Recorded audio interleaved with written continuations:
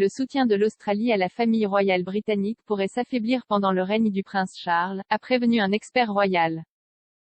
À la suite de la décision de la Barbade de devenir une république le 30 novembre, on craint de plus en plus que d'autres pays du Commonwealth ne suivent l'ancienne colonie des Caraïbes en rompant les liens avec la couronne britannique. L'Australie, une nation qui a voté pour rester une monarchie constitutionnelle par 55% contre 45% lors de son référendum en 1999, a été présentée comme un pays qui pourrait emboîter le pas. Le professeur de l'Université de Sydney, le Dr Cindy McCreery, a parlé à express.co.uk des changements potentiels du règlement constitutionnel australien à l'avenir. Se demandant si la cérémonie de Bridgeton à la Barbade pourrait accroître le soutien au républicanisme en Australie, le Dr McCreery a déclaré « Je pense que le fait que la Barbade devienne une république fait les gros titres en Grande-Bretagne ici. Cela dit, je pense que c'est pertinent et je pense que c'est un moment où les Australiens commencent à penser à l'avenir, mais je tiens à préciser qu'en Australie, la discussion sur l'évolution vers une république est compliquée pour un nombre de raisons. » Le professeur de l'Université de Sydney a également averti qu'il serait irréaliste de penser que l'Australie deviendra une république sous le règne de la reine Elisabeth II, 95 ans, que les choses pourraient changer après le couronnement du prince Charles, 73 ans. En prévision du règne du prince de Galles, McCreery a déclaré, à bien des égards, la reine Elisabeth, a été un chef d'État tellement vénéré et admiré en Australie, mais aussi dans le monde entier qu'il est difficile d'envisager un chef d'État qui serait tout aussi admiré et respecté. Elle a ajouté, je pense que ce que vous commencerez à voir arriver, c'est lorsque la reine décédera, c'est à ce moment-là que les choses bougeront. Le prince Charles a récemment critiqué le Premier ministre australien Scott Morrison, 53 ans, pour l'inaction présumée de Canberra dans la lutte contre le changement climatique. Mais lorsqu'on lui a demandé si cela avait eu un impact sur le soutien à la couronne en Australie, le professeur basé à Sydney a semblé sceptique et a suggéré à la place que d'autres problèmes au sein du cabinet pourraient causer des problèmes aux monarchistes. C'est complexe avec Charles parce que d'une part, je pense qu'il est admiré pour son activisme contre le changement climatique. D'autre part, je pense que Charles est un peu controversé en raison de la légère inquiétude concernant sa relation avec Harry et Meghan. Elle a dit. En fait, McCreery a également suggéré que les membres plus jeunes de la famille royale pourraient bénéficier d'un soutien plus large que le duc de Cornouailles. Lorsque le prince William, 39 ans, Kate Middleton, 39 ans, et le prince George, 8 ans, ont visité le pays, Down Under, en 2014, les Cambridge sont retournés au Royaume-Uni avec le Sydney Herald affirmant que le soutien à une république australienne avait atteint son niveau le plus bas depuis plus de 3 décennies. Le soutien à Elisabeth, qui a visité l'Australie pour la dernière fois en 2011, a également été fort depuis sa tournée dans le Commonwealth en 1954, lorsqu'environ les 3/4 des Australiens ont bordé les rues pour apercevoir le monarque.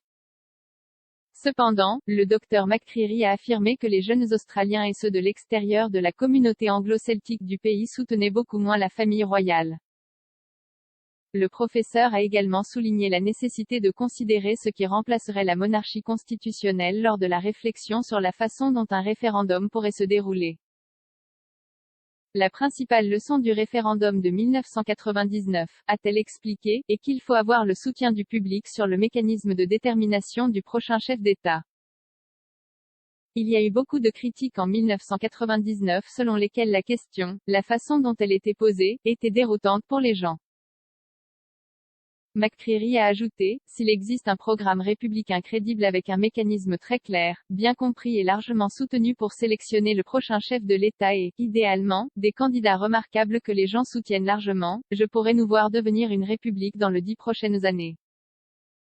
Cependant, cela dépendra également en grande partie de la politique intérieure australienne. Bien qu'il existe des exceptions à la règle, comme l'ancien Premier ministre libéral Malcolm Turnbull, 67 ans, le Dr McCreery a affirmé que le parti de Scott Morrison offrirait plus de protection et de soutien à la firme que le Parti travailliste. L'Australie devrait organiser ses prochaines élections fédérales en 2022 et de récents sondages d'opinion suggèrent que M. Morrison, qui est un monarchiste constitutionnel autoproclamé, est actuellement à la traîne du leader travailliste de tendance républicaine Anthony Albanese, 58 ans, dans le vote préféré des deux partis. Parlant de l'importance de la politique partisane pour l'avenir de la famille royale en Australie, le Dr McCreery a déclaré, si Elizabeth est toujours la reine, si le gouvernement libéral est toujours au pouvoir, je pense que l'Australie sera probablement toujours un pays constitutionnel. Monarchie dans 10 ans. Bien que le Dr McCreery prétende que le soutien à la monarchie persisterait pendant le règne d'Elizabeth, le directeur national et PDG du mouvement républicain australien Sandy Biar a semblé catégorique que leur campagne commence maintenant. Monsieur Biar a déclaré, le moment est venu d'entamer une discussion nationale sur la transformation de l'Australie en république. Cela ne devrait pas attendre que le roi Charles soit sur le trône. Il a ajouté, le mouvement de la République australienne a écouté attentivement les points de vue des Australiens et a établi un consensus alors que nous nous rapprochons de la présentation d'une alternative positive à la monarchie britannique. Mais le président national de la Ligue monarchiste australienne Philip Benwell a également déclaré à express.co.uk que le groupe était prêt à se mobiliser et à mener la prochaine campagne tout en affirmant que la flamme républicaine n'avait été gardée vivante que parce qu'elle est, le politique officiel du Parti travailliste australien. Lorsqu'on lui a demandé quel serait, selon lui, le résultat d'un hypothétique référendum, M. Benwell a déclaré, votez non. Le président national de la Ligue monarchiste australienne a également affirmé que si les républicains ne détaillaient pas les changements constitutionnels proposés avant un référendum, la Ligue monarchiste australienne contesterait cela et serait même prête à aller devant la haute cour. Cependant, M. Benwell a également averti que le programme du prince de Galles sur le changement climatique pourrait entraver le soutien à la couronne. Si la passion du nouveau roi pour l'action climatique l'emporte sur cela, alors la monarchie pourrait être affaiblie, a-t-il déclaré.